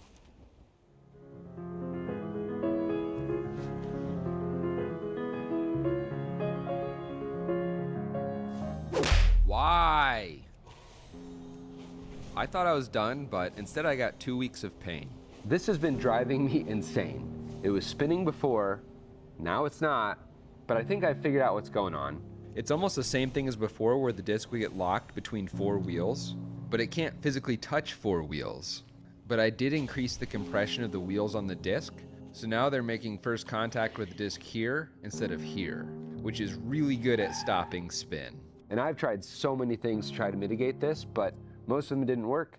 So we're not gonna go into all the details, but here's a little taste. First I tried to fix it in software with about 10 different disc acceleration strategies. They didn't work. I tried so many things related to friction and wheels. I thought for sure this was gonna work, but it didn't. I also thought for sure this was gonna work, but it didn't. Don't even ask. Do you know what really stinks? Having 16 of everything. But I had an epiphany last night and I think I figured it out. So let's see.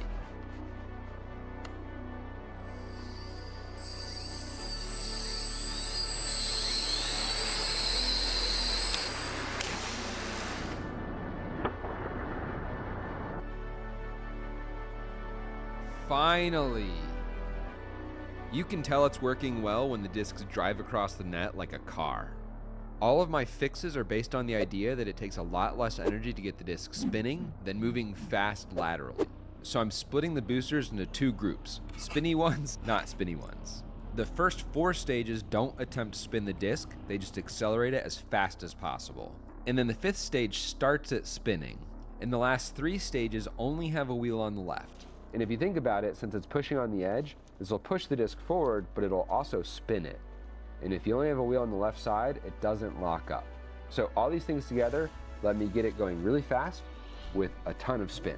So one downside with the front wheel arrangement is that we can only spin the disc one way, but I don't think it's a big deal. Something I want to fix, but for now, you can make the disc go as fast as you want, with as much spin as you want, as long as it's clockwise. All right, it's time to touch grass, go outside, and find out what this thing can do.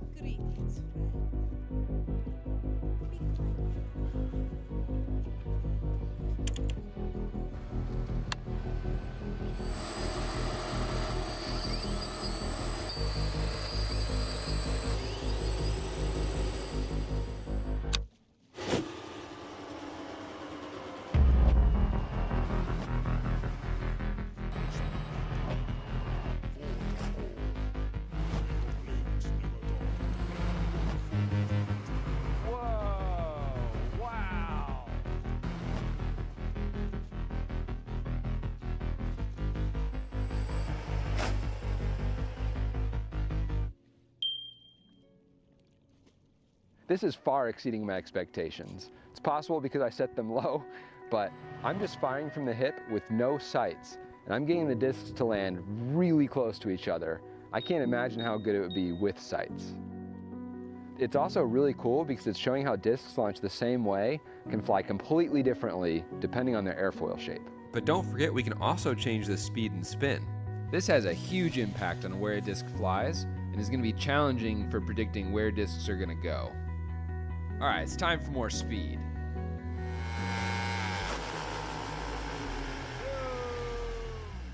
So I think we may have found the speed limit. I ripped apart one of the wheels, and then I fixed it. And we ripped another wheel off its rim, and then I fixed it, and we ripped another wheel off its rim. Around 90 miles per hour is where these wheels just say they can't take it anymore. This is the sound of the wheel giving up. I don't want to destroy everything, so I'm going to stop while I'm ahead. But we got a few good shots in, and we're getting about 450 feet at 90 miles per hour. I think I should be able to do better than that, but there's a lot of things that can make you go short. So the problem I have is that I can't aim this thing because I don't know where the discs are going to go. They're like little airplanes, and depending on their speed and spin and airfoil shape, they fly in completely different ways.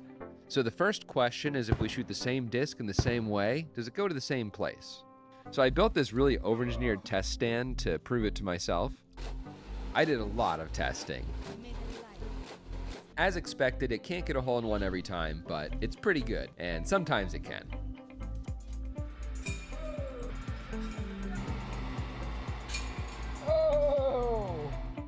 And besides, if I can get even remotely close to the basket, I should be able to just snipe it in. We'll have to work on the speed though. I don't know how discs fly. I'm gonna have to make a thing to track the discs so I can get a lot of data. And then if I combine that with some software, which will show me on a map where it's gonna go, I can make some really nice sites that should let me play a really good game of disc golf. This video is already really long, so we're gonna do that in part 2. So if you're interested in that, make sure that you subscribe so you don't miss it. And we're not done yet though, because I have a thing that can shoot discs really fast. When you have something that can make stuff go really fast, you have to put stuff in front of it. Like, I have to know what happens if I put this machete in front of a disc coming out of this. We're gonna find out. I just got up. It's way too early to be filming, but I wanted to show you what I do every day. I think this is one of my superpowers, and it could be yours too. So let me show you. That's good. No matter how busy I get, I spend at least 30 minutes a day learning something new. This is how I've picked up a lot of my skills. And one of the tools that I use for this is called Brilliant. I use it all the time, it works really well, and I'm really happy to have it for this video sponsor. So let me show you how it works. They have a range of big technical topics: programming, AI, math, data science, and they're broken down into literally thousands of lessons. And each of these is just the right size to do maybe 1 or 2 a day. And today I'm doing a lesson on multivariate data modeling. I'm not very good at it. I'm getting better. So let's get into it. So it just taught me some theory, and now it's having me do some examples. So you learn and then you do, which is just the best way to learn. It's part of the reason I love making stuff. I love doing. The examples are also interactive, which really helps you build intuition for complex stuff. After working through a few more concepts, I'm done. I now know a little bit more, and I'm telling you, this is my superpower. Spend a bit of time learning every day. You will be shocked how much you pick up in a year. So if you're interested in leveling up your problem-solving abilities, check out Brilliant. You can try it for free for 30 days. Just go to brilliant.org/stuffmadehere. You can also click the link in the description, and you'll also get 20% off an annual premium subscription. And that's it. Thank you, Brilliant, for sponsoring this video, and thank you for taking the time to check it out. All right, let's blast some stuff with some discs. It kind of goes without saying, but don't try this at home. And this is exciting enough that I invited my wife over for the festivities. Are you as excited as I am? Probably not, but I am excited. No one knows what's gonna happen. What do you think is gonna happen? I think the frisbee's gonna... It's called a disc. It's not gonna go all the way through or something. I think it's gonna be the most amazing thing you ever saw. After me, with this one, you need to go hide outside or something because you don't want an errant disc to the belly. I'm willing to take an errant disc to the belly. I'll flex when I fire.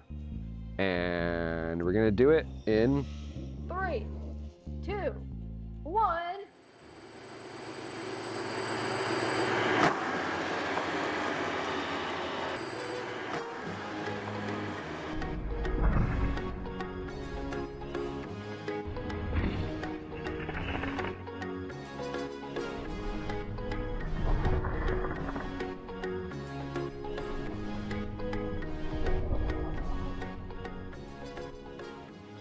That's got to go on the wall for sure.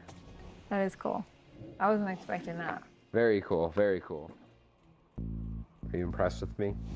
Yes, always. Are you impressed with this? Mostly. It sliced a disc in half. I think this could legitimately make me really good at disc golf, if you count using a bazooka playing disc golf. Yeah, it's not a discreet way to cheat. Yeah, I don't know how you'd hide this under a trench coat or something. That's exactly what I was thinking. Anyway. Disc launcher? All right, we're done.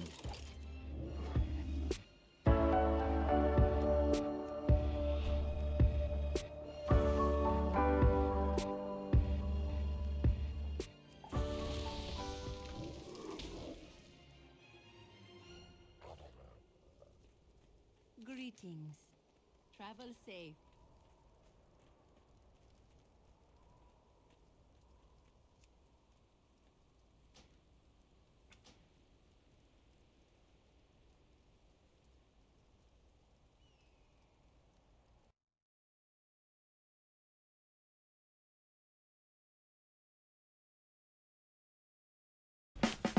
どうも、寿司ラーメンリクのセカンドチャンネルの寿司ラーメン肉の新居の学校の初代マウンテンソーセージスペー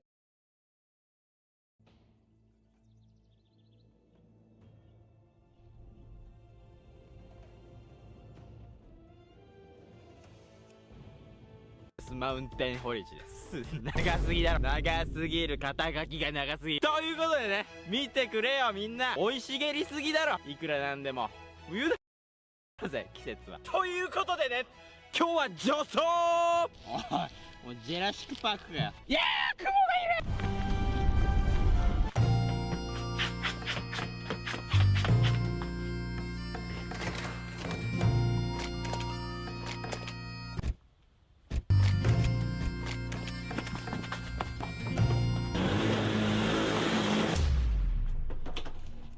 こちら女装着です。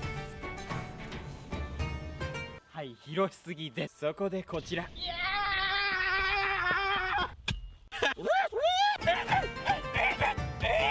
変態。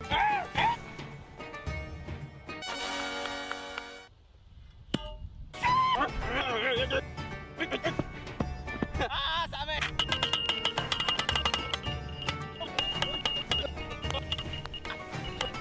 オッケー、腕が終わる。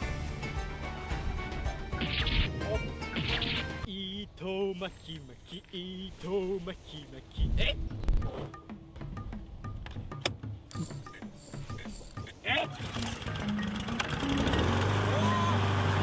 これでね、ここのバーを握ると、こういう風にね、勝手に進んでくれるんですよ。うわ、めっちゃ綺麗じゃん。うわ、すげえ、あそこだけめっちゃ綺麗になってる。ってことはね、この紐をこいつに結んで、でこれで走らせればね、こいつが勝手にぐるぐる走っていくと、この紐がどんどん緩んでって、もうこの全方位全部自動でできんじゃないのかと。じゃあテストいきまーす。もうここ握ってあるんで、エンジンアップ。おあらあららあらら暴走してる。暴走。すごい。でもぐるぐる回ってる。一気に突っ込むと、すごい来てんじゃないこれ。ちょっと本来こっから行くはずだったんですけど、なぜかね、この下の方から行って、でもほら、やつが回るとこういう風にちょっとずつ紐が緩んでいって、こう距離がね、こことあいつの距離が、こことここちちパス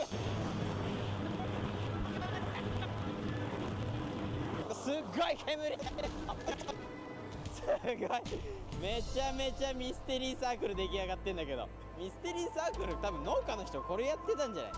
さあ、どんぐらい草が取れたんでしょうか。うわよっ、豊作。すごいな。今のね、こんな取れる。牛に渡してお土産取れたてです。巻き直しタイム。見てください、この美しい巻き。まあちょっと後半は適当にやったんですけど、じゃあ行きまーす。せーの、おいしょ、いってらっしゃい。すんごい煙。これ逆サイドじゃない？これもしかして。おっとー、逆サイドです。逆サイド回りをしてしまっている。これではどんどん近づいてきてしまいます。やばい。うわ、近づけない。今だ。傾きが風向きがそっちのうち。そんなことがあんのかよ。まったくもう世話の焼ける子なんだから。へえい、スイッチオープン。よっしゃー、いってらっしゃい。うわこいつをお願いします。うわなんも見えねえ。めちゃくちゃ綺麗になってるわ。マジでもう UFO がここに着陸したんじゃないかってぐらい、ここだけ芝生がないです。いやー、ちょっと煙がすごすぎるんでね、水まいてみます。てか無理だろ、無理でしょ、この広い工程これで。はい、まあ普通はこうのところ。冷たい冷たい。おらさあ変わるかな。あー全然変わってない。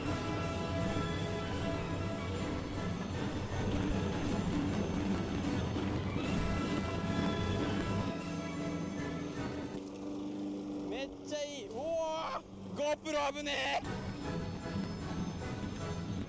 ジョウロ見つけたぜ。はい失礼しますよ。うわチクチクチクチクがすごすぎ。ここで嬉しい変化が。砂ぼこり出てなくないか。はい皆さん最後のお水の時間ですよ。最後の晩餐です。よいしょ。この辺すごいお願いします。おおすごい気持ちいい。君素晴らしい、君素晴らしい。ありがとう。煙がすごい。今行きます。はい、お水です。ほいほいほいほいほいほいほい。うわーすごっ。さあどんなもんかで。うわー一瞬で満帆になってる。ちょっと待って、これ俺忙しすぎないか。ふえっ重っ。素晴らしい、ぶっ刺さってますわ。豊作すぎるわ。ちょっと待って、こう忙しすぎない。ずっと動いてる気がするんだけど、全自動のはずなのにずっとやかましく動いてる気がします。2周でもう満帆になるんだけど、さすがにちょっと全自動なのでよろしくお願いします。すごい煙。はい失礼します。すごいなすごいなこいつ。1本だけなんか1本だけあいつから生き延びたやつ生えてる。君は名前つけてあげたいね。シェン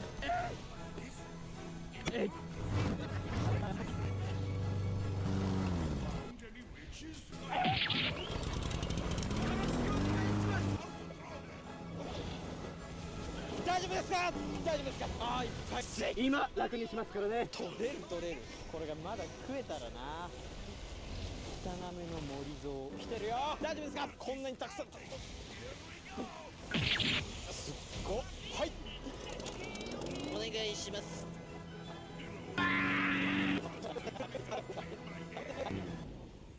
あれ止まった。失礼します。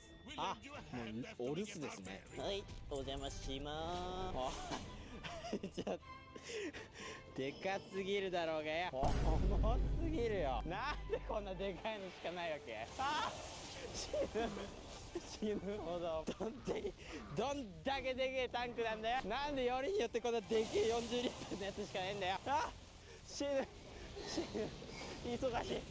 逆にあいつがどんどん仕事をしてくれるせいでもっと忙しくなってる。はいどうぞ。お邪魔します。はいありがとうございました。いつの間にかいいくれでね。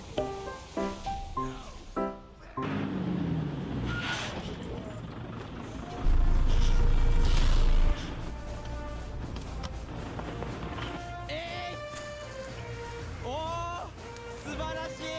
砂ぼこりをおさらば。2日目行きまーす。よろしくお願いします。はい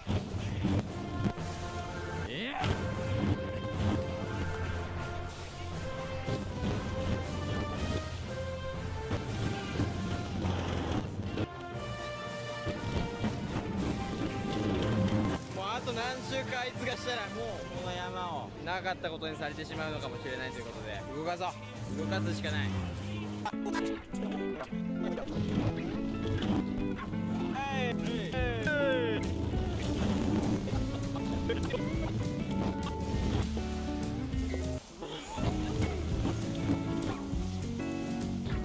ガソリンチェンジ。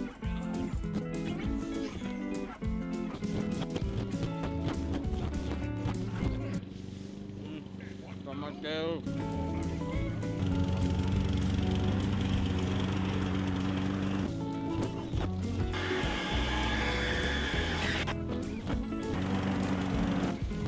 すごいねマジで。超綺麗なグラウンドになってる。超巨大なミステリーサークル出来上がってるわ。しばかれております。でも見てください、あっちの方は思いのほか生い茂ちゃん。ただこっちのね僕の作ったマウント堀内が草刈りマシンの刺客差し迫っております。またあれやんのか。しぶといやつね。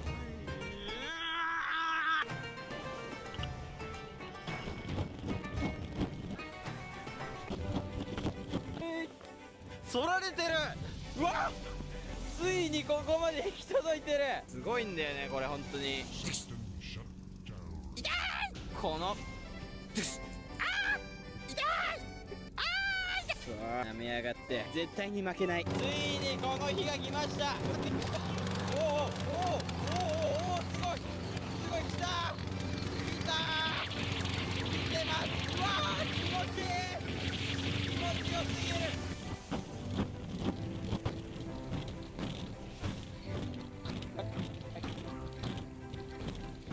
寒いマジで寒い。ボタン取るしかないっしょ。何度だと思ってる？2度です。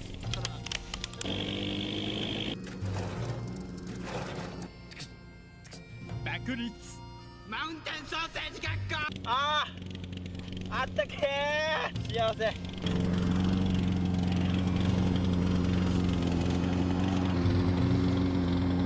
何の動画？どういう趣旨の動画なの？うまっ。その後も面倒を見続けること2時間。結局つきっきりで作業し、計7回以上ガソリンを変えて20リットル間ほぼ全てをついに使い切った俺は終わらなかった。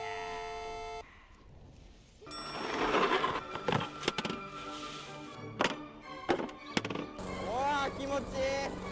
うわいけんのこんな太いの。うわすごっ。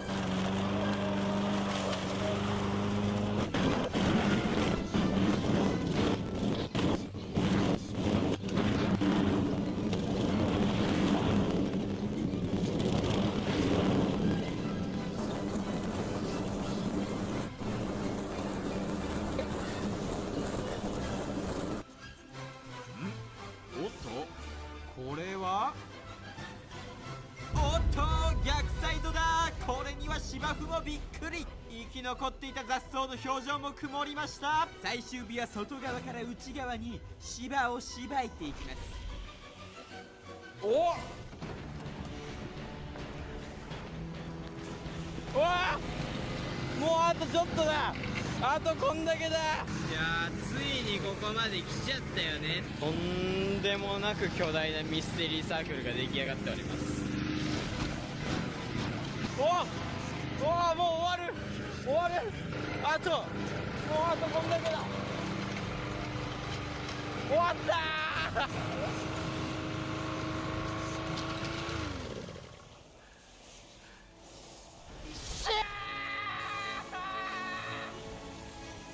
やりすぎだろ。これサブチャンネルでしょ。やりすぎてる。完全にやりすぎてるって編集データがありすぎるよ。セカンドで編集データがありすぎる。拠点がでかくなったらセカンドで編集データがありすぎる。3日5日目何ギガあんだよ。もう絶対1週間ぐらいかかんじゃん。ということで改めましてクラファンで支えていただきありがとうございました。最初にこの修繕のために買ったものはあちらの助走機ということで、皆さんでご支援のおかげで買うことができたのでありがとうございました。では編集頑張ります。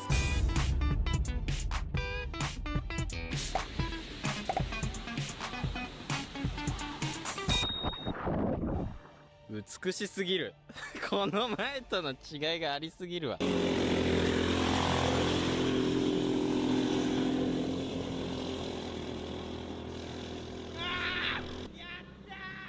寝転びてー、ウェーブ呼びてー。これ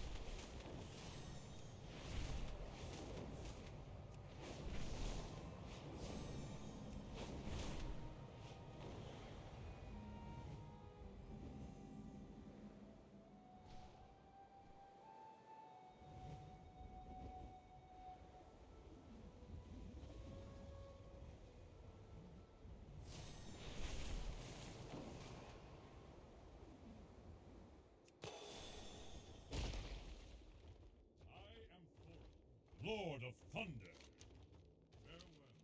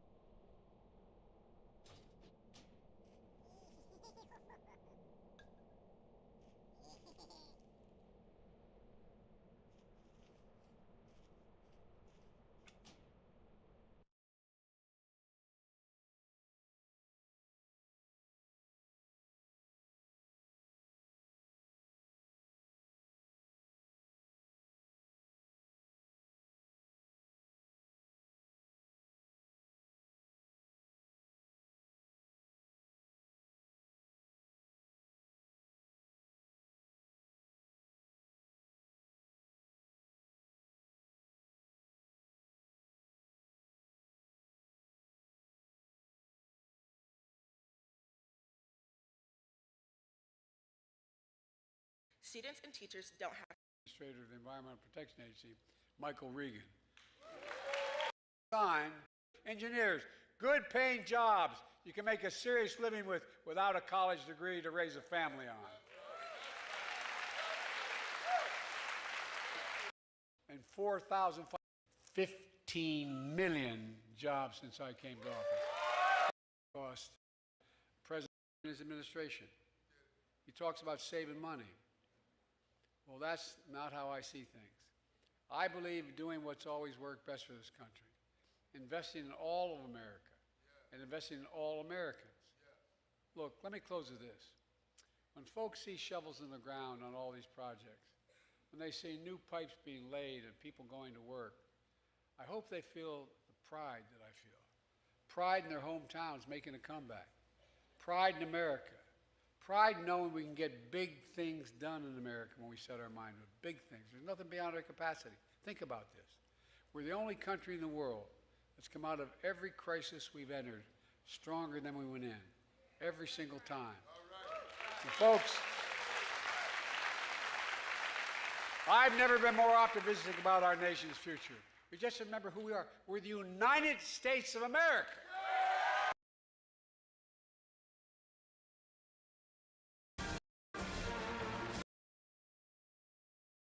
Why I'm determined. And the lowest past, we were able to redeem every single time.